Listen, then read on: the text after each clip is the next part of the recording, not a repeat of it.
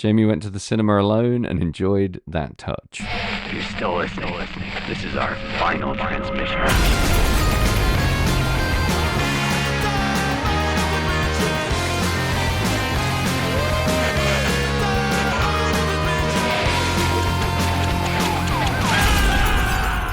We are here.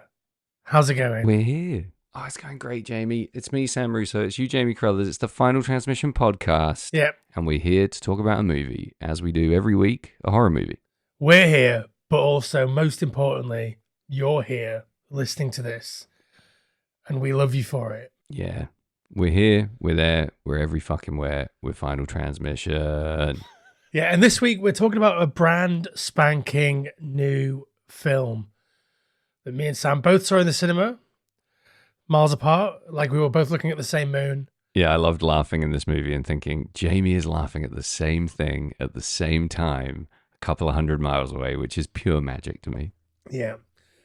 Annoyingly, yours started at 7:30 and mine started at 7:45. But it's just it's just the distance, right? It's like it's the time difference. Yeah, it's like a time zone thing. I made some major errors in my cinema experience that I just want to get straight out clear here at the top. My usual is I just get a large salted popcorn and I content myself with gorging on that. I'm a huge popcorn fan. I love that shit. But this time around, I was feeling frisky. Okay. So I went to a guy at the counter who kind of likes me, and I asked for 2 scoops of ice cream.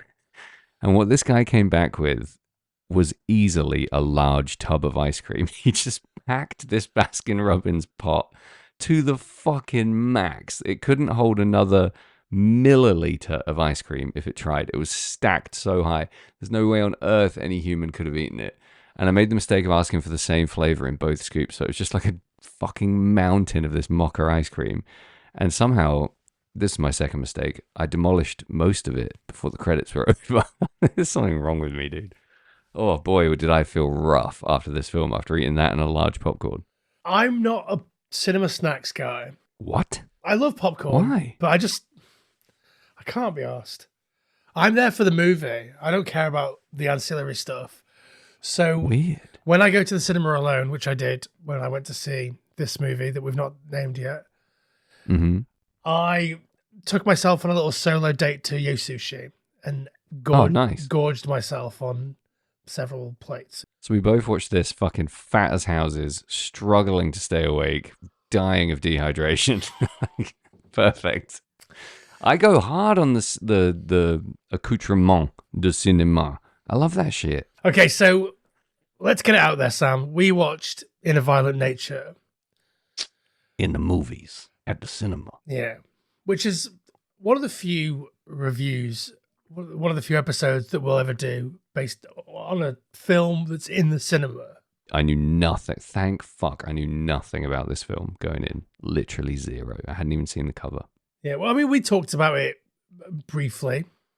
Yeah, but I just pretended I knew what you were talking about, as always.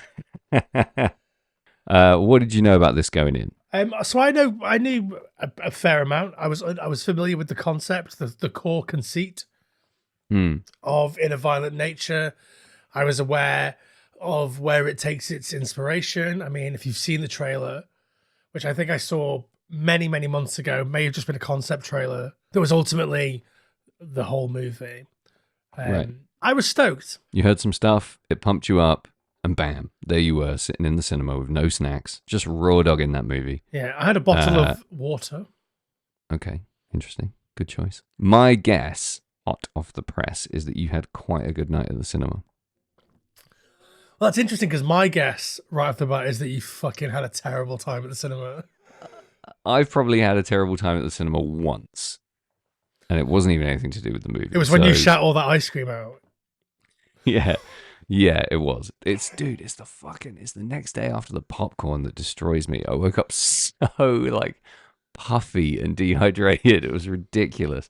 I just sweated it out over the course of the day, like sweating whole kernels.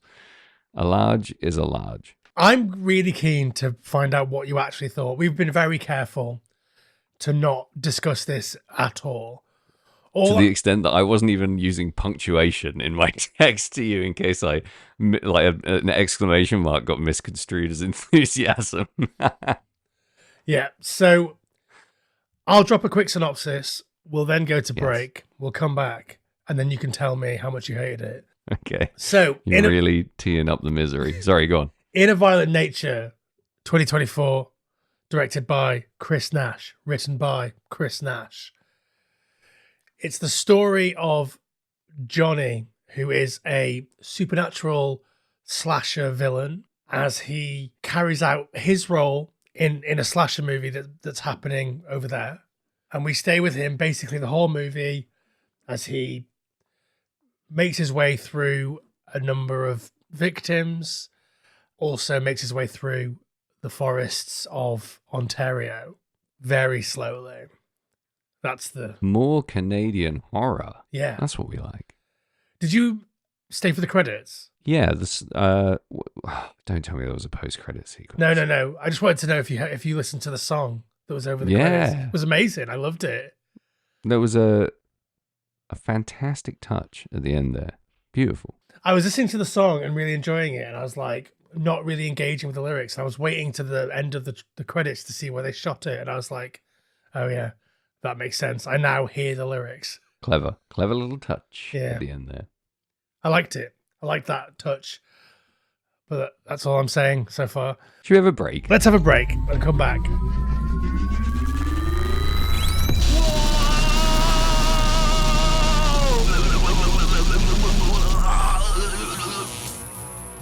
Whoa, holy shit. I guess that's why they call it Phantom Power. Okay, Sam, I'm back. Are you back? No, I'm drinking. What are you drinking there, Sammy? You cued me. You picked up your drink like you were going to drink it, and then you started shouting at me. I got a tequila soda on the go. I figured we were going to need it. I've got a Negroni. Hell yeah. We treated ourselves to a couple of cocktails tonight. It's a Thursday evening. Yeah. And we thought, let's get fucking sloshed as we talk about In a Violent Nature. It's been a long week. I think we've earned these little sippy sips. Yeah. Do you know what else we've earned, Sam? Oof. Tell me. The listeners' engagement with our social media content. We've earned that, have we? I think that remains to be seen. Earning, subjective. I think it's what we want. Well, it's what you want. Let's be honest. Yeah. We have social media platforms, social media profiles on various platforms. It's at FT Horror Show on TikTok and Instagram. Fucking shrewd move, tapping that follow button. Fuck yeah. I'd recommend it. Also, you should rate and review this podcast on whatever platform you're listening to it on right now. Yeah, do that. Make sure you're subscribed just so then you get every episode down the pipe into your ears every Monday as we do them. Definitely do that. That just makes sense. That's just good life admin. If you're not doing that, your fucking life is in shambles. Yeah. Listen, 6 out of 10 proctologists recommend Final Transmission. It's just sad ratio. 6 out of 10. Finally, the last thing you should do is tell a friend. You've got at least one awful reprobate friend that's also going to enjoy this podcast. Yeah. So tell them. If you've got 20 of them, you're probably scum, but tell them all. Were you tempted at any point during your screening of the movie, mostly at the end, to tell anyone about your podcast in the cinema? No. Because there was a couple behind me, and I was like, they would fucking love our podcast. And it was only for Claire's sake that I didn't go into a full pitch. But I stole the guy's wallet. I've got his address. I'm going to put a flyer through his. When you say go into a full pitch, you mean pitch a tent in your pants, right? Yes, that's exactly what I mean. Yeah, that's what I call it. Going into a full pitch. You should see my elevator pitch. It's what got me fired from my last job. When you're in the studio and you're talking about pitching up an octave, what does that mean then? Oh boy, you don't want to know. It involves your soft palate. Yeah, and my vocal folds. Yes, those beautiful folds. Should we talk about In a Violent Nature Yes. instead of pummeling your throat? For once. Yeah, we should. Okay, Sam, did you like In a Violent Nature? That feels like a loaded question. It's not loaded. It's just a question. I fucking loved it. Really? Wowza, really? Had such a blast. Oh, there's so much about this I enjoyed. I think I'll get it all out of the way now. I loved watching this in the cinema. I don't know if I would have enjoyed it quite as much at home, but that's not detracting from the fact that I fucking had an absolute howitzer humdinger of a honky-tonk hoedown of a time at this movie. That's good. It's good to hear. I also liked it a lot. I didn't love it. I thought it had myriad problems. I thought it had one huge problem that fucked it up for me entirely. So I'm really keen to find out what yours were, because yours will be nuanced and peppered, and mine will be a big fat boot in the dick. But I'm glad we both enjoyed it, because I knew sitting there, I was like, he's fucking hooting his hocks off at this. Yeah, no, I thought you would be like, what the fuck is this shit? I've read a lot of like people online and people who were in the cinema with me who were like, what the fuck? Really? Yeah. Are people that fucking uninspired? Like, what is the deal? Well, so the first thing that I wanted to talk about is an overriding piece in the criticism that I've read from punters. I've not engaged with any like actual film criticism about this, just from like people on Letterboxd and Reddit and IMDb and various other places like that. I saw a lot of people saying that they liked the concept, but they found the execution really boring. And I think you don't like the concept then?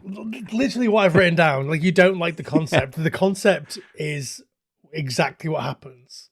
Yeah, 100%. Like, you fucked the pig. If you want your slasher villain to be scheming and prepping and yapping to the camera, go watch Behind the Mask, Rise of Leslie Vernon. I completely agree. When people were leaving, I was like, I get it. Believe me, I know why you're leaving. and it made me love it even more. Yeah. I was like, there is a fucking line in the sand. You're on one side, I'm on the other. I'm having a blast and you are bummed. Like, it's just fucking, I love how much this alienated the audience in the cinema. And I love when a movie does that for all the right reasons. Yeah. I've seen people walk out of total shite. Do you know what I mean? Like American Pie Beta House or whatever the fuck I've seen people walk out of. And again, I get it. I'm staying. But I had the same feeling here. Like, great, this isn't for you. Get the fuck out of here. Like, you're done. You're dust. Have you ever walked out of a movie in the cinema? I was trying to remember what the movie was that I walked out of, but I can't remember what it was. And I don't want to bore you to tears while I sit here and try and think of it. But the worst movie I've ever seen in the cinema is whatever that movie is with Jack Black, where he's in caveman times. It's the only way I can think of to describe it. It's called like Early Days or yeah. I know some shit. Me and my dad went out and got fucking blasted drunk before we went to see this film. My dad smuggled 2 pizzas into the cinema, one up the front of his shirt and one up the back. Refused to let me take one. And I was like, they're gonna bust you immediately. You have huge like squares on your front and back and you stink of pizza and it's falling out onto the floor. And they didn't stop him. They were just like, this guy's hammered, let him in. And we sat there and ate 2 large pizzas while this fuck show of a movie unfolded before us, and it was dog shit. And I didn't walk out. It's the closest I ever came to walking out, apart from this other one that I walked out of, and I can't remember what the fuck it was. I've walked out of one film in the cinema, and I'm not going to tell you what it is because someone that I know wrote it. And just in case they listen to this podcast, I don't want them to know they know what it is, Jamie. How many fucking filmmakers and movie writers do you know that are listening to this that are like, I don't know. There's no way that's me. I know my film was great. I know at least 4 screenwriters that have made shit movies, and any one of them could think it was them. Okay. We'll just let them all think it's them then. Exactly. If you think it's you, it probably is. Yeah, okay. But can I tell you about a Fright Fest memory? I think it's worse than having walked out of a film. So, one year at Fright Fest, it must have been, 2009. I looked at the program. I was staying in a fucking shit halls that were like turfed out of students because it was the summer, so you could stay in the halls. Oh, nice. Yeah, it was awful. There was blood everywhere. Oh, okay. Yeah, like literal blood in the bed. It was fucking horrible. Wow, you're staying in my room. But I remember waking up on like the Saturday and being like, Oh, I was out really late in whatever theatre bar it is that you go to after Fright Fest. What's the movie this morning? Can I skip it? And I was like, some fucking Finnish movie about vampire children. What a load of fucking horse shit. I'm not gonna watch that. Right. And then all of a sudden, I don't know, a year later, everyone in the world was talking about Let the Right One In. Oh, okay. And to this day, I still haven't seen it. Oh, okay. You refuse. Yeah, Your integrity won't let you watch it. You're doubling down on that decision. I missed the boat. Yeah. The boat stays missed. That's how it works, right? That's why I don't watch any films. Stays missed. That's why I don't watch any films from before I was born. Thanks, Bob. Sorry, I was born after that came out. Missed the boat. That's great. What a beautiful life you must lead. I tell you why my uni bed was full of blood, and this is not a story that paints me in a particularly good light. I went through a huge phase of sitting in my room, and I don't know if did you have like an ensuite bathroom, or did you have a shared bathroom? In uni or in this halls? Yeah, in first year halls in your. I didn't live in halls in my first year. Oh. I moved into halls in my second year. Oh, so did I. I did both. I couldn't get enough of this sweet living. So I used to sit at my desk and just pound beers.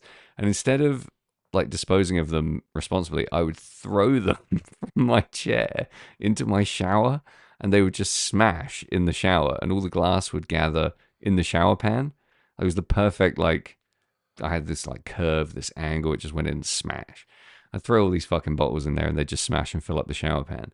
And one day I was completely hammered and I forgot that I'd been doing this for like 3 days. And I just got in the shower and completely fucked my feet, shredded them, and obviously like screamed and fell backwards out the shower. And there's blood everywhere. And I went straight to bed and passed out.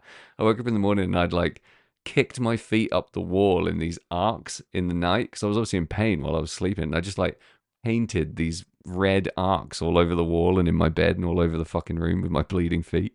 It's not the story I was expecting, Sam. I was expecting something akin to The Dirt about Motley Crue or... No, but I fixed my feet up and fixed my ways. I went back to being a good boy. Yeah. That shit hurts. Halls was a weird time, wasn't it? Yeah, there's nothing weirder than just taking a bunch of people who have nothing in common at just a certain age and doing a certain thing and then making them live together. So I don't know if you ever came to the halls that I lived in, but it was just me and Adam. What, on the whole corridor? Yeah, we basically had an apartment that was in halls. Oh, sick. So it was me and Adam in a kitchen. High class living. Yeah, it was great. That sounds amazing. In my first year, I think there was maybe 12 rooms on our corridor and like 9 people moved out by the end of the year. So I learned to pick locks and we just opened all the fucking doors and had parties in every single room and let random people sleep there for months on end. It was great. If you're just tuning in, this is our podcast about inner violent nature. Yeah, this is Uni Days featuring Sam Russo and Jamie. Oh, the glory days. Welcome to the Glory Days podcast. 2 washed up ex-football stars talk about how badly they fucked up their feet in university. You're never going to be a football player with those gnarly feet, Sammy. Not with this attitude. No way. You'll never be a fisherman. Remember Okay. that advert? No. Nobody That was does. just what you were telling me. I thought you were just like, I got bad news for you, kid. You're never going to be a fisherman. Fuck. Not with them knees. Let's get into why it was good. Yes. Actually, Let's be really pretentious. Before we get into why it was good, I want to... Obviously, quite recently, we talked about Leslie Vernon. Yeah. And I think this film, In a Violent Nature, is basically the perfect counterpoint to Behind the Mask, The Rise of Leslie Vernon. Low-key spoilers for Behind the Mask if you haven't seen that and you skipped our episode on that a few episodes ago. But one of the issues that I had with Behind the Mask was that you don't see him going around doing all the stuff. He sort of tells you about it, and then when you see the movie in the latter half of that movie, like you're with the main characters. Yeah, it goes mainly survivor POV for the rest, right? Yeah, and I didn't hate that, but I wanted the opposite of that, and that's what you get here. Yeah. Although it's worth noting that Johnny has no plan at all. He's just going on pure vibes. Which I, again, love as a counterpoint to all the meta stuff from Behind the Mask. Yeah. And like going on pure vibes. That's one way to look at it. There's meta stuff happening here. Yeah. Like we're in a meta place. Obviously there's an entire slasher movie that is coherent and that you understand. And I'm pretty sure that the world of the victim POV slasher is at least 2 movies into a franchise. Right. Like you've got your Tommy Jarvis character that's come back. He's already been with this. He's already dealt with it all, and he's trying to sort of impart it, and then he dies. That's a good point. Yeah. Like I really got like Tommy Jarvis vibes from the park ranger or whatever the fuck he is. Yeah, I think he's just the ranger. Yeah, because you're park rangers, right? But then you also have the rangers who are police, right? Like the state trooper type ranger. Yeah. I think he Ranger gave off a way rank. more like Park Ranger vibes. Yeah. And then there's also a bit of dialogue where someone's like, 10 years ago, there was all those Rangers, park Rangers that got killed. So that ties into that. So that's a whole other movie. Yeah. Well, that's the movie where him and his dad stop Johnny at least one time. I don't know if they kill Johnny originally and his dad, and then they come back and kill all the loggers. If that's a movie or if that's the backstory stuff. That could still be the campfire story, right? Yeah. Yeah. It's pretty meta that like we're dealing with that. And also that like another thing that I saw in like the complaints that I'd read was like the slasher movie story that is happening in the background is like really obvious and run of the mill and like it's been done 1,000 times. Like that isn't the fucking point. Yeah, no shit. Like the whole vibe is that like you understand everything that's happening over there because you've seen it happen at least 5 times. Yeah. So you can hear these little bits of dialogue, these little bits of lore that they're dropping from Johnny's POV. And like that still works. You understand, you can see the entire movie that's happening in the camp or in the ranger station or wherever without having to actually be there. Yeah, it's more than it still works. Your experience of this whole movie is predicated on you having an intimate understanding of how the slasher movie genre works and what the tropes are, because you have no fucking idea what the other side of this story is if you don't. If that's your best criticism of this movie, then we're looking at Oscars for this shit. Like, what are you talking about? I understand the criticism of the movie from a lot of angles. That I don't get. I think if you're shocked that the slasher story in this movie is somewhat generic, again, you missed a huge part of the point, surely. And I'm not being like I'm not pushing my glasses up my nose when I say this. Like, I had a fucking ripper of a time watching this because I know slashers. Like, if you don't, you're not enjoying it as much. So do your homework or don't watch this movie. Claire said to me that she found it very peaceful. Yeah, that so much of it is so rhythmic and soothing. The like glaringly obvious thing to say, I guess, is the juxtaposition of the truly psychotic violence with the natural beauty is fucking magic. The scene where he's walking through the field of yellow flowers with the orange sunset. Fuck yeah. Like, that's what the slasher genre has been lacking, in my opinion, is that level of totally unbridled beauty. Like a really, really beautiful natural, not just a fucking lake, not just pointing cameras at an unlit vista, whatever, like just a really beautifully composed shot of nature in full bloom. Just fucking gorgeous. Chris Nash has tapped into something really interesting there because like a lot of these slashers take place in parts of America, Northern America, that look exactly like this. And they have never engaged with that part of it before. Yeah, not so much. You get the odd sort of almost accidental glimmer of natural beauty in some slashers, and you get a lot of real nighttime beauty. You get some great kind of classic homage style shots of moon through the trees and fucking all this crap. But you don't get this. This is reserved for modern westerns level of romanticizing landscapes. And it's pretty much pitch perfect every time it attempts one of those. And that's part of the peace and the calm. The whole rhythm of the movie is very lulling and very soothing, I think. The violence itself is almost kind of cathartic in a really low-key way. Yeah, no, I found in the cinema where I was, the people that maybe weren't engaging so much with the stuff that was happening, the walking and the nature and the lack of any non-diegetic sound, and the sort of the trudging nature of it and the isolation and the loneliness. I felt like they all sighed a big collective sigh of relief when some violence happened. It was like, oh yeah, I can hang my hat on this now. I understand it. And I think that, I mean, that is the point. Yeah. But the idea that like some people were so turned off by the other stuff, I mean, that isn't the point. It's meant to be uncomfortable, and it's meant to be rhythmic and sort of hypnotic and almost like, I don't know, ASMR or something. Like, I guess ASMR doesn't work for everybody. So this movie won't work for it. There you go. Equating this with like OnlyFans ASMR. If you're a fan of OnlyFans ASMR, well, you might be into In a Violent Nature. It's not only OnlyFans ASMR that exists. There's a woman on YouTube that eats pickles. Like, king hell, I bet there is. I'm a big endorser of the ASMR of thick, chunky knit sweaters on nipples. So there's that. We should see me in the ocean, Sam. Yeah, right. So my immediate response to realizing what was happening in this movie was, I could do this all fucking day. Yeah. How much of this can you give me? Because I was dying behind him. Like, I was desperate to see his face. I was wallowing and languishing in the lack of lore that I'd been given and the total like displaced grind of the scenery that I was seeing with what was happening in front of me. I was just absolutely gasping to know what was going on in this movie, and therefore I would wait, and I would have the respect for the filmmakers and the whole shit happening in front of me to just let it grow and build and gradually reveal itself to me. And people that couldn't handle that weight, I just kind of felt bad for them. Like watching them leave, I was like, you'd rather be out there than in here right now. What the fuck? Like, I was lost in this movie completely. Loved every second of that.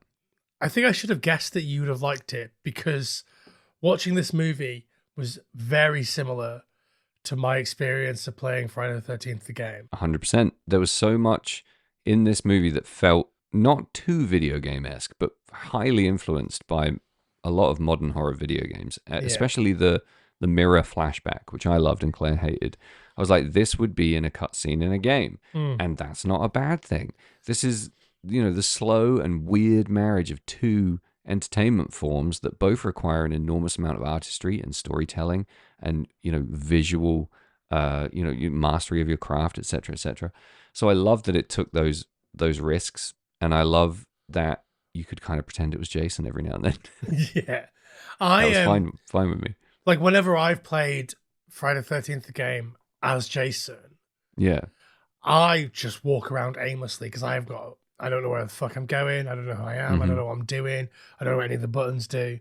Occasionally, I'll happen across some helpless little guy in shorts, and I'll fucking hack him to shreds or whatever. There you go. Like, that's... You just described this whole movie. But that was not something that was totally lost on me. I was aware that it was evocative of that, and I just can't imagine that's an accident. Like, all these movies are inspired by stuff, and that POV behind the serial killer, yes, it's like it's a fairly logical step. If you just take what do audiences want, what haven't they seen, what's going to be really kind of risky artistically but very fun to execute, you go behind the killer and you wander through the woods for really long periods of time, and you lean into all the sound and you make it gorgeous and you make it rhythmic and hypnotic and you do all those things.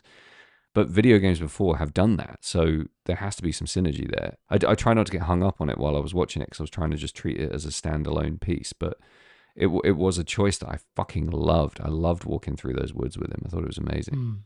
Maybe you couldn't make this movie 15 years ago for that reason, because like they maybe wouldn't be able to buy in to spending all this time hovering 3 feet behind the back of a dude's head as he walks around in between kills. And like, I mean, it was, like we've said, it was still too much for quite a lot of people. And or too little. Yeah. Well, but it was too much of that for quite a lot of people, and I reckon this movie will be hugely divisive. Oh yeah, for sure. There are people like us who will love it, Mm. and there are people out there that will absolutely fucking hate it. It's. I think it's easy to just fucking bail on this movie. I think it's so easy to not see it through to completion, to walk the fuck out, or to just not engage. And that's fine. I'm not going to fucking say that one is better than the other. Bail on this after 2 minutes if you don't like it. I believe that if you're not enjoying a book, you're under no fucking obligation to finish it. Same with a movie.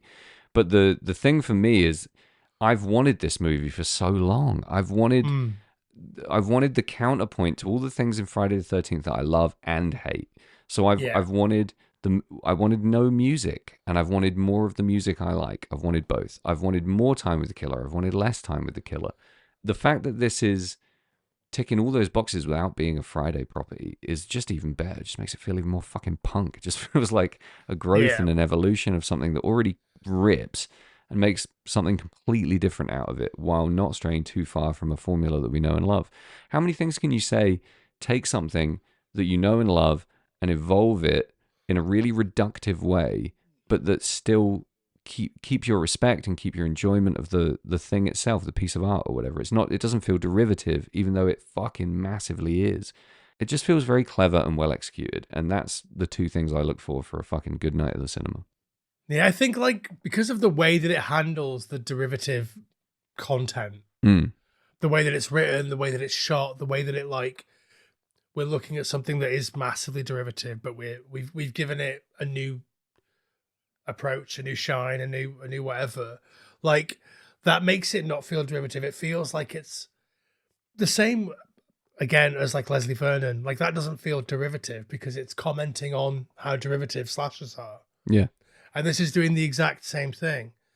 One of my favorite things about this is that, you know, in a Friday the 13th movie, we see, maybe because of censorship, maybe just because of the way that the narrative flows, but we see the axe come down and the guy get hit in the face, and then we cut back to the party and everyone's having a nice time, and then maybe later someone stumbles on the body and all the limbs have been chopped off. Yeah, shout out Back to the Party, Red Scare Industries 2020. Yeah, carry on. Like there's a moment in A Violent Nature where we just have to watch for ages while he's just like slowly mangling this body into many different pieces, and it's so fucking hard to watch. There are some really fun kills in this. Yeah, obviously shout out the yoga kill. That yoga kill had me creasing. I think there's people in my town that won't come near me after my behavior in this movie. The tension was built up for so long, and I kind of knew what was going to happen, that I just fucking laughed so hard. It was perfect. There's no way any of that could ever happen, and it was done in such a way that just telegraphed that. They said, we know this isn't possible, watch us do it, and then watch me kick her off a cliff. It was so good. I think the best thing is that she doesn't even go all the way down the cliff. She just sort of stops halfway. Just halfway. Don't reshoot that. Leave her where she is. I've got so much respect for that. Yeah, I sort of had an image of a lesser director, or a director that's a bit more smirky and wry, being like, okay, now Johnny goes and gets some big bricks and he's trying to like dislodge her. Yeah. And that's funny, right? Yeah. But that's a different movie, I guess. Yeah, for sure. But the fact that your mind goes to all these places when you're watching this movie speaks to its starkness and its reductive nature, because you're always thinking, what if? And you don't get it. And that's such a beautiful fucking relationship to have with a film, where you're wanting more every second. I love... Like, Jason would never do that. Jason would never of course. Go get a brick and try and get the body in the ravine by dropping a brick down the sheer face of the... He doesn't give a fuck. Exactly. I was impressed. One thing I was talking to Claire about when we were walking home from the movie was, in that scene, I thought it would be easy to criticize the actress for not giving a great performance in the lead up to her death. But what I think actually happened there is a little bit of hyper-realism. So she sees him, she screams, she turns to run away, realizes she's on a cliff edge, and she doesn't fucking express anything from that second on for a good, like, I don't know, maybe not 30 seconds, but like 20 seconds or so. And I think that might be, well, okay, it is, to me, a really believable portrayal of total paralysis from fear. slasher movies, we're led to believe she's going to scream, thrash about, sort of hit him with her forearms, stagger around the place, whatever, or decide to leap down this ravine and ultimately fuck herself up. But she doesn't in this. And it's a reaction from a victim that I don't think I've seen before. That pure terror paralysis at a cliff edge before being fucking folded in half inside yourself. I just don't think I've seen that. And it just made me think, again, another layer of we're expecting nonsense, ridiculous, and we don't get it. We get something that seems almost too real, like painfully real. I just kind of loved it. What did you think? I didn't read it as that at all. I thought she was basically a canvas for him to just do whatever he wanted to do. Right. In slasher movies, the characters are just there to be ultimately killed. So there's no point thrashing about in a meta-narrative way. Obviously, if you're in the woods and someone's trying to kill you, you should probably run away. But just a PSA for anyone listening, just in case. Yeah. But in the context of a slasher movie, and this movie in particular, I think that was the vibe there. I don't think they were going for a hyper realism. I mean, I don't know. I mean, so you she was could like, read it either way. It's me here. Oh, okay, I get it. I'm a slasher victim. Time to just fucking have my head rammed through my abdomen.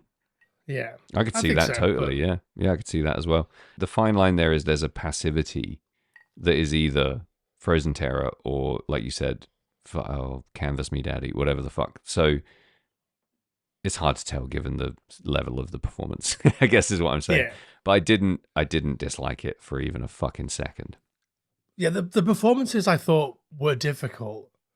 See, this is the other thing, and maybe I was just too into the movie to have an objective view of this in any way, and I'm not even fucking trying for objectivity here, but Claire was like, I hated all of the kid characters, all the victims, hated them all, hated everything they did, said, and were. And I actually liked them and quite enjoyed their performances. So maybe I'm just wrong. I didn't find them hard to be around, really. I thought they had that clever little balance where you're not rooting for them to die because you don't hate them so much. You want them off screen and you want the movie to be over quicker, but you don't love them so much that you're, wholly invested in fucking backstory and bullshit. They're, again, like, I know I said this before, but slasher victims have to fall in that hinterland where it's like a little of column A, little of column B. I'm here for the whole show. What did you think? You clearly detested them. I think that if we had to spend the whole movie with them, if we watched the other movie, it would have been the other POV harder. of this movie, it would have been a real challenge. Much rougher hang. Yeah. If this is the best you've got, then. But I think it's on purpose. I think it's a choice that they've made to either cast people who are going to give these performances or to coach these performances out of people that can hopefully act. Depends how charitable we're being. I've never seen any of these people apart from what's her name, who was in Friday the 13th Part 2. Wait, what? The woman at the end that's Vicky from Friday the 13th Part 2. Wait, what's her name? Lauren Marie Taylor. Cool casting. Yeah, bro. Fun. I mean, that is slasher movie stunt casting, right? Yeah. Especially if we're talking about this, like, in terms of it being the movie that's playing alongside this movie is a sequel or a legacy sequel because it's been 10 years since the last thing, or if it's a sequel but they don't care about the timeline, like all of the Friday the 13th movies that are in the future now somehow. Yeah. Yeah, it's just the sort of stunt casting that they would do. They would cast someone who was in one of those previous movies, right? Lovely touch. I mean, like I said, these victim characters didn't have an enormous amount of heavy lifting to do, did they? They had some fairly snappy, okay, semi-believable dialogue, some jokes, and in terms of like their impact on the movie, I mean, wasn't necessarily all that much heavy lifting, but I do think it's probably quite a hard role to play, knowing that you're essentially background in a weird movie where the killer is the center point of almost every shot, but your dialogue is crucial. So it has to cut, has to be well delivered. You have to be on screen for some of it at least, but you're in the background. It's again, it's just another really interesting on-screen dynamic that I really enjoyed. And it just pulls your brain in two different directions. Visually, you want to be on the killer. Your whole auditory fucking shit is going wild trying to hear all the background stuff and hear what everyone's saying and pick up on the music. So it's just a fun experience to be split like that. Yeah. Whose side were you on? Oh, 100 killer all night long, every night. 100%. I remember there's like one scene where internally I was like yelling, where I was like, dude, you're in the back of the photo. Get move. You're going to be in the photo. They're going to see you. Yeah. Oh, yeah, but see, this is how demented I am. I was like, yeah, you're in the photo. What could fuck with them more? Like, that's so good. I can't believe I haven't seen that. It might have happened in a movie. I haven't seen it before, but oh, that was fucking fantastic. And the whole time they're going around in the campfire telling the story, I'm looking for him in the background. Just had me by the fucking front teeth. It was such a fun film to watch in the cinema. So that's basically one of my favorite things about the movie is what you just said, is that so when in A Violent Nature, when it switches from this killer focused narrative to the victim focused narrative at the end, and we've spent the whole movie knowing that anytime we see anything, it's because he's there. Anytime we hear anything, it's because he can hear it. And all of a sudden, we have this really long, tense, weirdly acted, weirdly scripted scene where we've sort of stepped out of traditional slasher narratives, and we're in what I think is quite a real and quite a scary place. And like, she runs for ages. They're in the car for about 4 or 5 minutes. Oh, that's so uncomfortable. And like, that's so much distance to, if you consider like it's about a mile a minute, right? When you're driving at 60, obviously. So like, they've covered 6 miles at least. And like, the moment the car stops and she's staring into the forest and we're staring into the forest, and like, we know, or we've been conditioned to think, okay, if we can see this and we can hear this, the killer is somewhere. Yeah. So like, we're looking for the killer. She's looking for the killer. Like, it's one lingering frame, one shot, and your eyes are flying around looking for this fucking guy. And you know it defies logic for him to be there. But you've seen supernatural slashers. You know he could probably fucking teleport or turn into an owl or some completely ridiculous nonsense that's never explained. So you're shitting your pants looking all over the screen for him. And he's not there. Of course he's fucking not. He's like 30 miles behind them in the woods. Yeah, I think it's like a masterclass of putting you directly in the mindset of the victim. It's amazing. Yeah, the tension was fucked. I've never felt anything like it in the cinema. Especially not at that point in a movie, because I hadn't felt that tension for the whole film. I felt pretty relaxed, really enjoying the kills. No heightened sense of jeopardy or investment in what does or doesn't happen. Just enjoying the ride. And then there's this fucking period at the end where you are shredding your nerves over this girl you barely know. That is masterful slasher work right there. That goes down in history for me as like some of the most difficult, awkward, painful, and masterfully pulled off, tricks of tension that I've seen since fucking Hitchcock. Do you know what I mean? It's fucking so good. It was amazing. It was, it's like watching a condensed version of Rope. Like, I mean, like fucking, it was probably 40 seconds. It felt like it was an hour. Yeah. Good grief. It was so intense. And that's how you close out your fucking slasher movie. People need to learn from that shit, because so many slasher movie endings are dog dick ball bag nonsense. Yeah, well, before we notch this off too hard, a criticism that I have is that it should have ended on the shot of the forest, the woods. What did it end on? It cuts to her face. No, it cuts to the petrol can that she of course it does, without the locket. Yeah. And I think, like, sure, we know that he's out there. Yeah. We know that there could be anything in those trees. But, like, I think that would have been just 1% more powerful just to end on the trees rather than cutting to that. Feels more haunting. Yeah. And it would be a nice abrupt cut straight to that, acoustic guitar. Yeah. Yeah, I could totally see that being pretty powerful. No complaint, just like... Yeah. Would have been cool to see that, experience that alternative cut in the cinema. Again, I'm looking at this more of an experience, like a one night fucking razz at the movies, than I am a movie that, you know, you might want to rewatch at home or whatever. Like, I think that it will have that for me, definitely. But can I tell you what the big howler was for me? The big whoopsie, the big ouchie? Go on. His fucking face. Yeah. It was awful.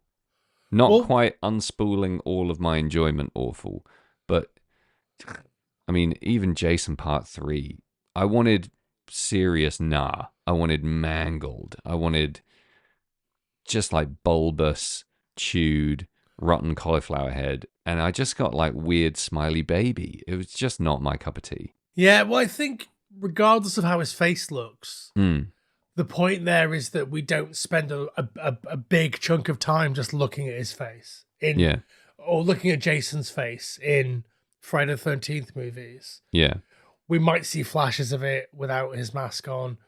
We might, but it's always lit. It's always midnight and he's lit by a fucking torch or whatever. Yeah. So the point there is that like we're spending ages looking at his face and really digging into it. And I agree. I don't think the face or the makeup effects, frankly, were strong enough to carry that moment. Yeah. But like, I understand what they were going for, and I respect that.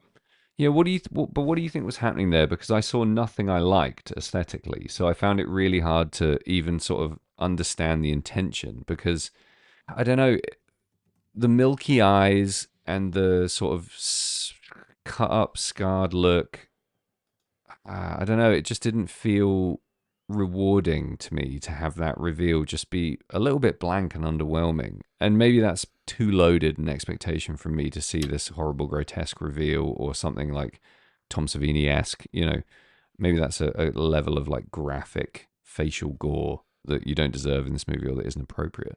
But, you know, what the fuck are they? What are they doing? It just doesn't look good to me. So talk me through why it could be good. If we're giving this film loads of credit, which I think we are, then maybe the comment here is that, you know, there's a reason that we don't see Jason's face for extended periods of time in daylight. And it's because it's never going to hold up to those scary flashes of what Jason looks like. Yeah, you just get sloth. Yeah. And like, obviously, Johnny died when he was a child. He was killed when he was a child. Yeah. So, like, even though his body has grown up through whatever supernatural witchcraft has kept him from being a dead child. Yeah. Like, I guess we still want to infantilize him, or he, in theory, should still be infantilized. That is the scene where he's playing with a toy car, so that makes sense. I don't know. If I was an angry dead child who was given the opportunity to come back to life for whatever reason, I probably wouldn't play with cars and chop people's heads off. It's one or the other, right? Jamie, I hate to say this, but I think if you were an angry dead child reborn into adult flesh, you'd be doing exactly what you're doing right now. Living your best life is what I mean. Yeah, I'm sure that's what you mean, and not hosting a podcast with fucking Sam Russo. That's exactly what I mean. It's been a pleasure and a privilege working with you. Yeah, maybe it's just not my taste. He looks too brutish and not grotesque enough. There's not enough sympathy elicited from that face for me, and I always want to sympathize with a slasher killer who's been so, you know, wronged so egregiously that his vengeful spirit walks the living world seeking revenge. So I think they're going for sympathy there. Yeah, I guess your mileage may vary whether you think it lands or not, but they're going for it. So I loved The Mask. I thought that was a fucking superb choice because I've seen those old, like, wannabe almost museums at like rest stops in the US where they have like local curios and stuff in cases, and I've seen some of the old logging gear they used to use. I've never seen that exact mask before. That was all new to me, which is great. Just makes it doubly fun. But I thought it was a pretty cool original take. It did. So again, this is maybe my only other criticism, and this is 100% on me, not the movie, but it led me to think there was going to be a huge like logging / forest fire tower on fire at some point, because I saw that mask and the gas can, and I thought, what a stunning visual to end the movie on. And it didn't happen. So again, probably deliberate. You don't show people a gas can and a fire mask without them thinking there's going to be a big fire. But it's a visual that I have in my head that I think would be fucking sick. So, you know, I enjoyed just sort of anticipating that and then not getting it. A stumbling block for me is that I struggled with the mask. Right, okay. I thought, and this might just be me, Mm. but I thought that the way the mask looked was really reminiscent of how Vincent Price looks in The Fly when he's turned into the Fly. Only now that you've said it do I see it, but that's totally fucking valid. Yeah, of course. It was like the little whistle that was like here. Yeah. It was like with the big eyes. I was like, this is the Fly. Why am I looking at the Fly? I couldn't unsee it. There's a lack of definition in the shape as well. Yeah. So when I was watching it, I thought, wow, that's cool. It looks like a nuclear hazmat headpiece or whatever. But now that you've said it, yeah, it looks like bad fly effects. It's just like, yeah, what's the thing called when like you see faces everywhere? Like Yeah. as soon as I saw the Fly, I just couldn't unsee the Fly. Yeah, I get you. Obviously, I think that's a very personal problem, and other Yeah. people probably will not have the same issue. But it really fucked me up and made it very difficult for me to. But whenever you see him face on wearing the mask, which isn't as much as you would expect, yeah, it's not so much that it ruined the movie for me, but I just Yeah. could not unsee it. That's another thing that's going to be divisive. The weapons, the mask, the sort of crux of the slasher killer identity, I guess, are those things. If you like them, you love this movie. If you don't like them, you're going to struggle. I loved so many of the shots of him that were just gradually revealing his nature and his aesthetic and everything about him. The bloody hand. Just so much fucking. I'm trying to think of things I didn't like because I'm finding it quite difficult. I think what's going to be divisive is the log splitter scene. How did you feel about that? So I think I mentioned earlier that I think in the front end slasher movie that we would normally see, Yeah. we would see the ranger get bonked on the noggin, Mm-hmm. and then we would maybe have a character stumble into that room and find his bits everywhere. Yeah, or we'd see it in shadow or something like. Or you'd see him moving the body in and then the axe coming and then it would cut to something else. Cut, axe. But yeah, the idea that you just have to sit and you have to just watch. And I thought it's made to appear like one shot. I think when Johnny moves in between, so Johnny moves the body over there and then he walks in front of the camera and it goes to black and then he's in the machine. Yeah. I think there's a cut there. Mm. And the second time he did it, I was like, well, they've just switched out the dude for a mannequin. Right. Because all the effects are practical. Mm. So, that's cool. Yeah, so he moves across it, and I thought, okay, well, there's a cut, and they've now replaced him with a mannequin. In that moment, he's completely still, but then his eyes start going again. Yeah, and he's blinking, He's yeah. very clearly awake again.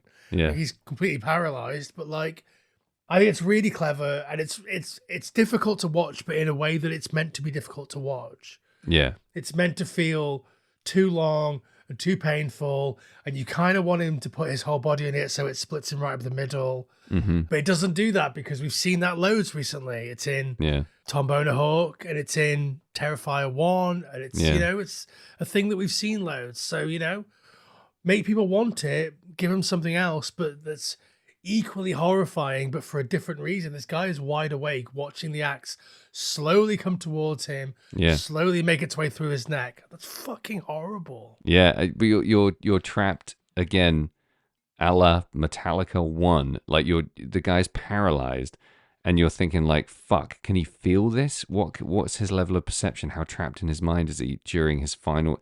There's few worse ways to go than the way that fucking guy goes.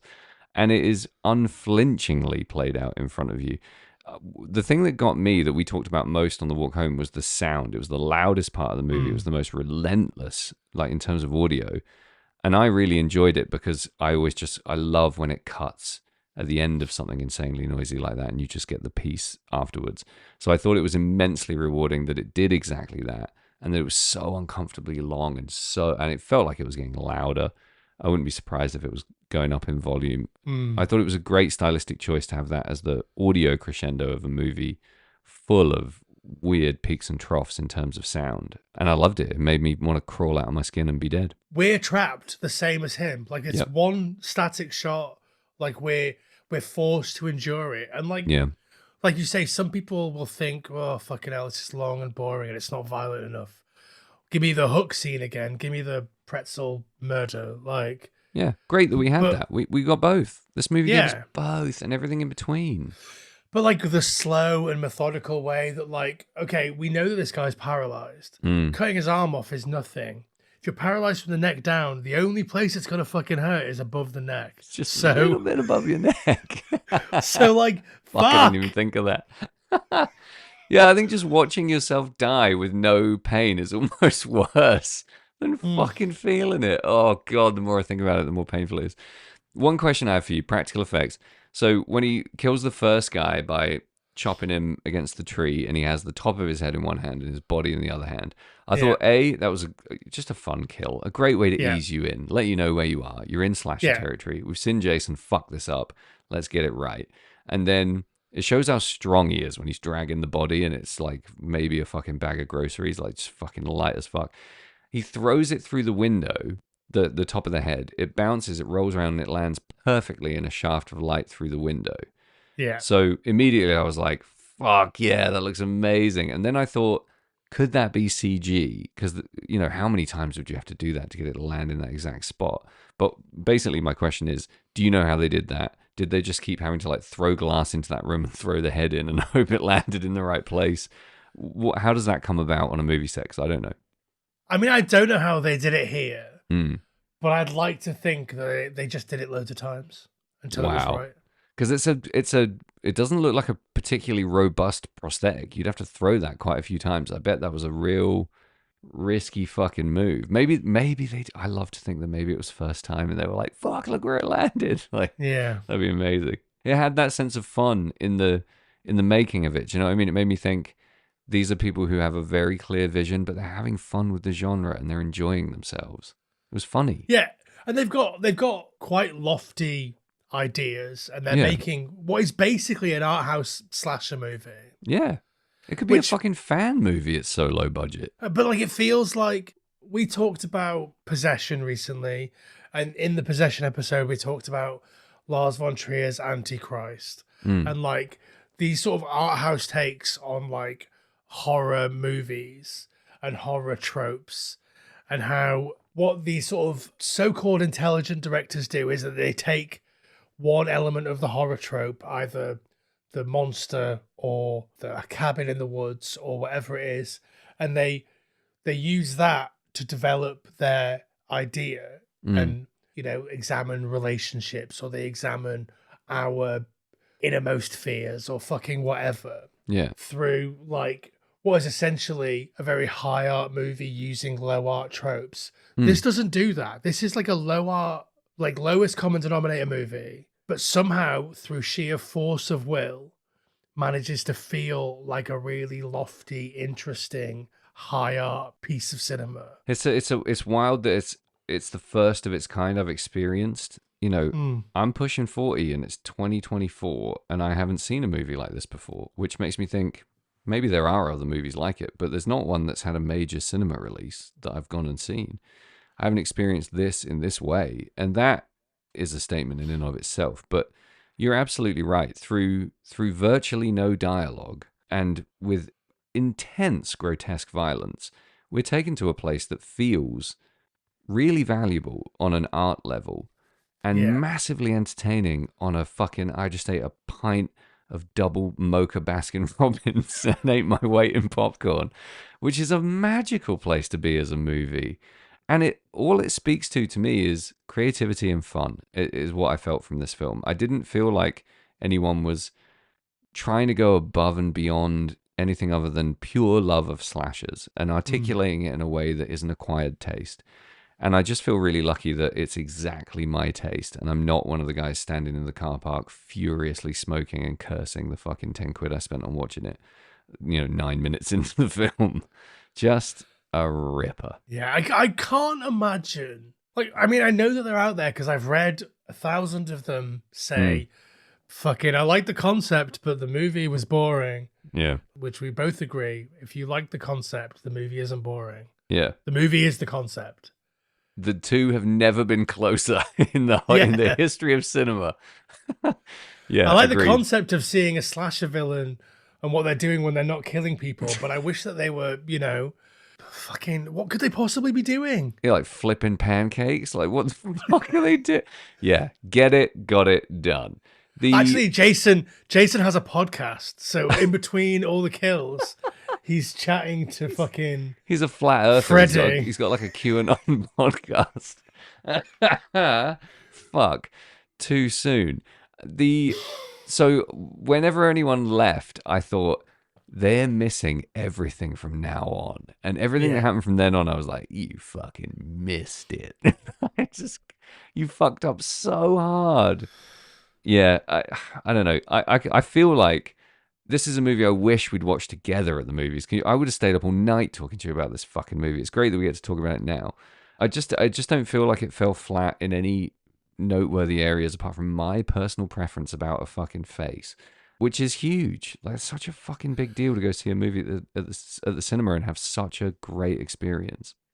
Yeah, I've got one last thing that I want to say before we go to a break and come back and give our final thoughts. Do it. And I've got nothing massively interesting to say about this. I just want to shout it out. The kill in the lake when he just walks into the lake and you spend, what is it, 40 seconds, 55 minutes, God knows how long it is, because that time just disappears from your life. Yeah. But like, you're waiting for him to get her. Yeah. And you're like, okay, he's going to get her now. Okay, he's going to... Now? Yep. Oh, he got her. Like... Perfect timing. It's the amazing. moment you give up on it happening that it happens. And that seems to be universal. We both had that same experience, you know what I mean? Yeah. And her yelp when she first goes down, you think, oh my God, that was perfect. And then she does it again and it's different, but equally perfect. I don't know how you feel about edging, but like...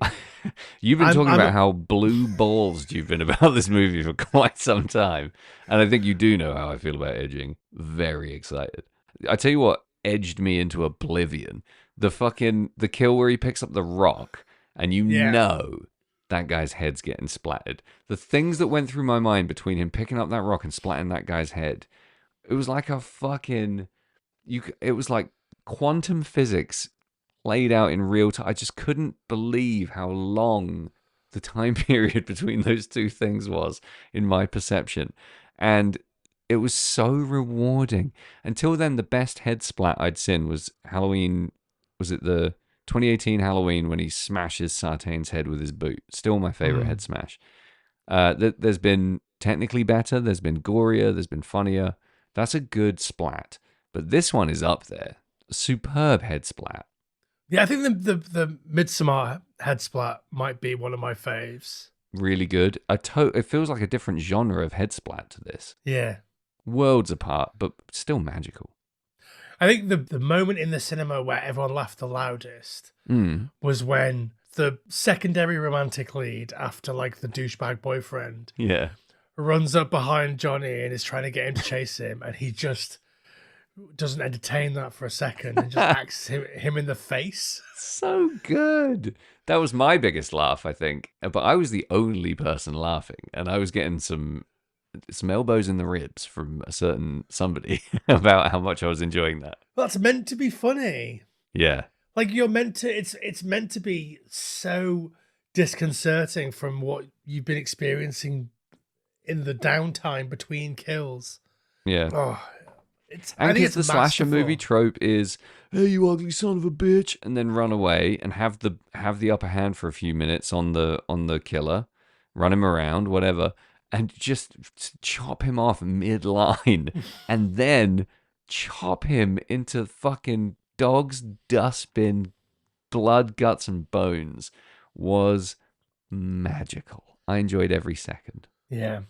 I can't believe you thought I was going to hate this.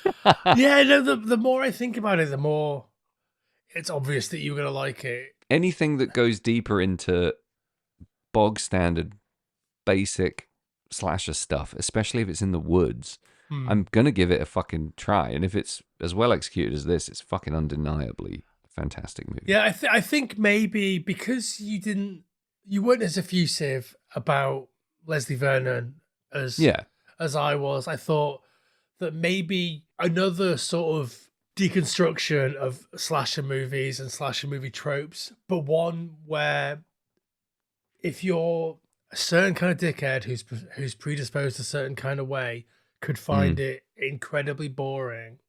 Yeah. I thought maybe you would have fallen on the boring side of things. I am a certain kind of dickhead. That's totally fair. But I Yeah. think it's a choice to dismiss the artistry and the enjoyment you can derive from watching this movie in the cinema. And that's a choice I would never fucking make. That's the choice of the guy under the exit sign. It's not me. I think the difference between this and Leslie Vernon, the most like striking difference is that Leslie Vernon explains what a final girl is. Leslie Vernon talks to you about the methods that other slasher killers use. Like, even if you are a casual slasher viewer, Leslie Vernon will cover your bag. This movie does not give you any of that cover. No. I mean, he has no dialogue for one. There's the only lore we get is the slasher movie lore that we overhear occasionally. Yeah.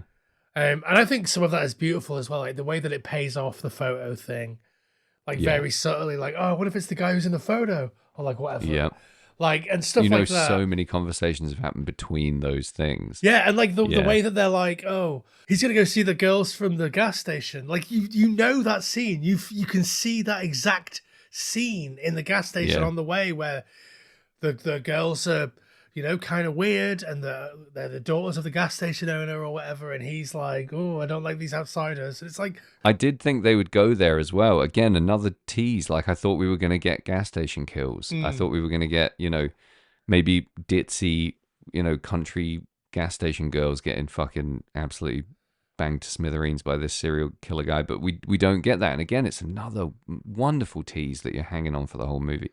I actually thought their dialogue about that was great. I really enjoyed the fill me up to and fro. I thought that was fucking brilliant, totally believable. Again, I can see why loads of people would hate it, but you're watching a slasher at the end of the day. It's very arty, but it's still a slasher, so it needs those lines, I think, to keep you in that world. If they're, you know, looking at each other and fucking quoting Voltaire or something, you know, what the fuck is happening here? These aren't dumb college kids.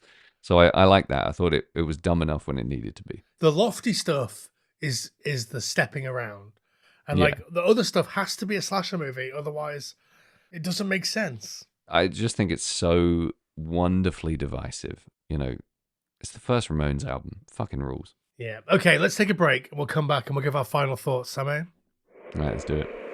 Will you give it up, man? Nobody's out there. We're alone. Oh no, there's somebody out there. I'm picking up all this crosstalk. All right, should we sum this puppy up? After you, my love. Before I sum up, Sam, I just want to say that this podcast is brought to you by Red Scare Industries. Yes, it is. A punk rock label that is celebrating 20 years of being a punk rock label this year.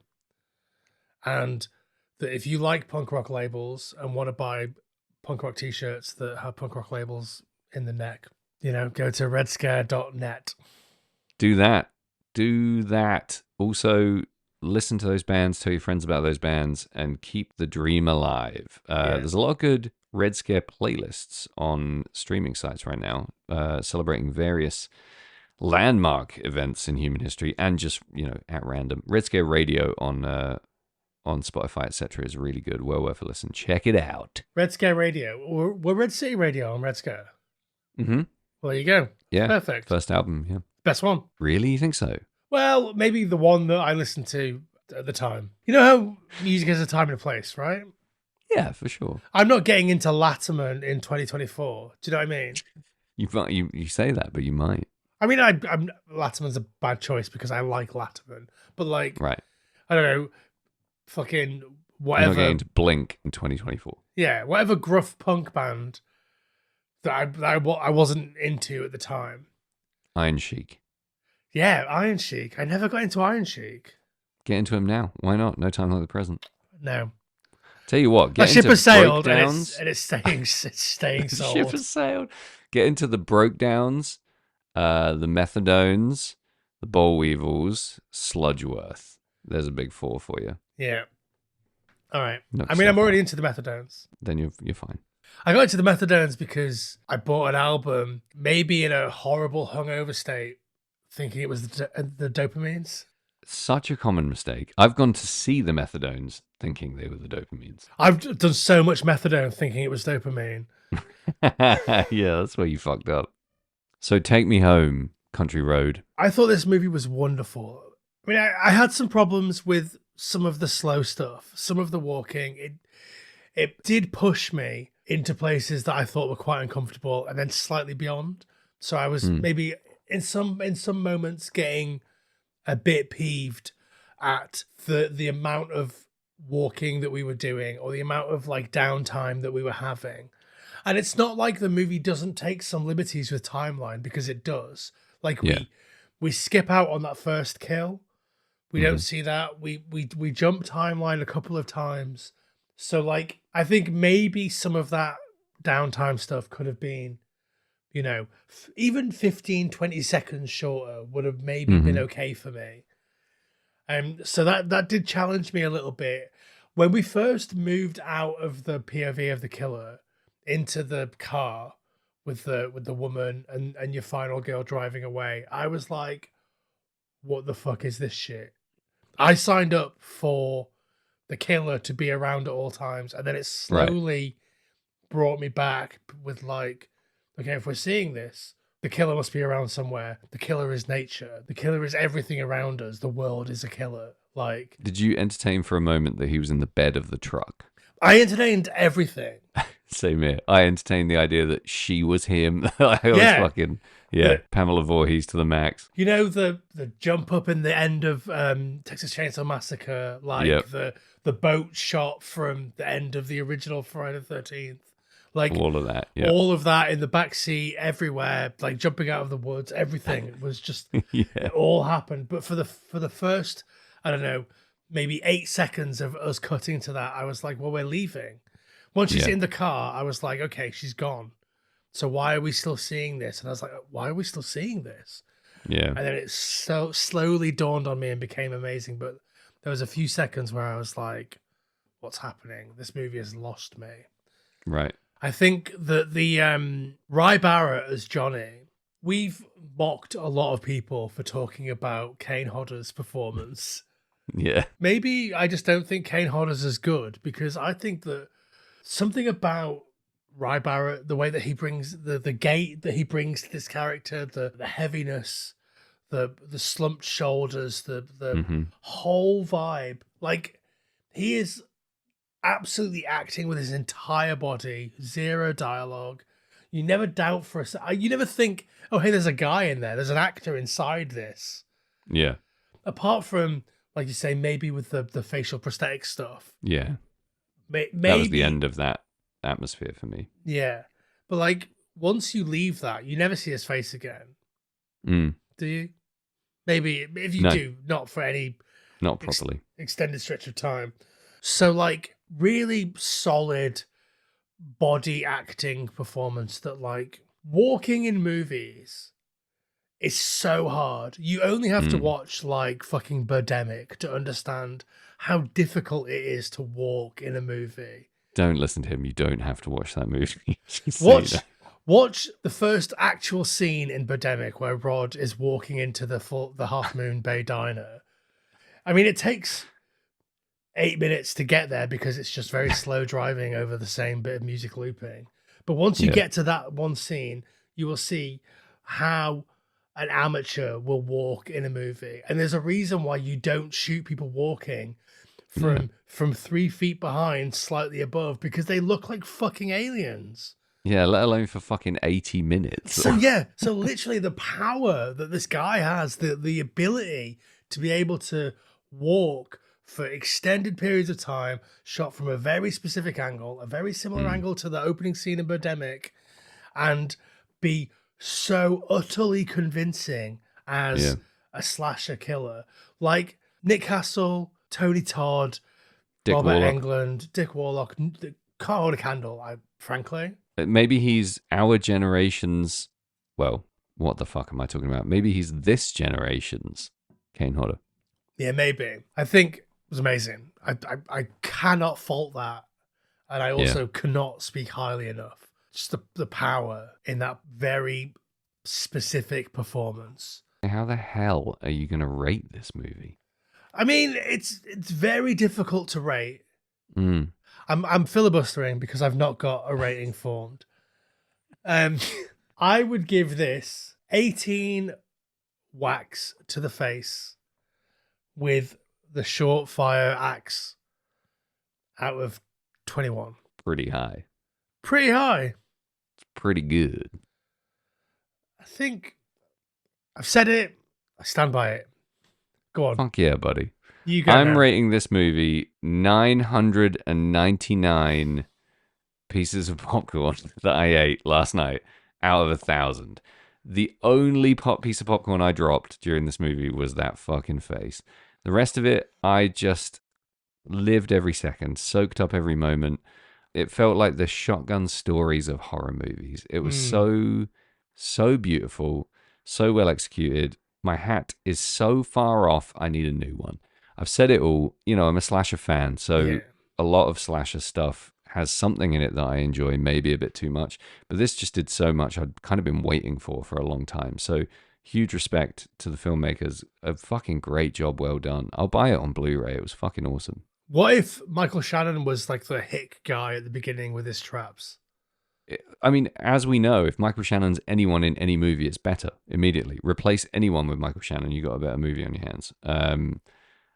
I don't know. Yeah, make it I don't know Shannon. if he could do Johnny.